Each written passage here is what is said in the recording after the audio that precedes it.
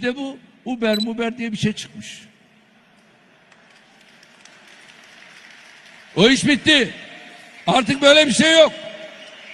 Geçenlerde bunu zaten Sayın Başbakan açıkladı. Bizim taksicilik sistemimiz var kardeşim ya. Nereden çıktı bu iş? Avrupa'da varmış. Bana ne Avrupa'dan ya? Ben kararını biz vereceğiz. Bu konuyla ilgili olarak Sayın Vali, bütün yetki sizde. İçişleri Bakanlığımız talimatı verdi. Öyle kendine göre yok özel taksicilik sistemini Uber'le bilmem neyle. Yok böyle bir şey ya. Kusura bakmasınlar.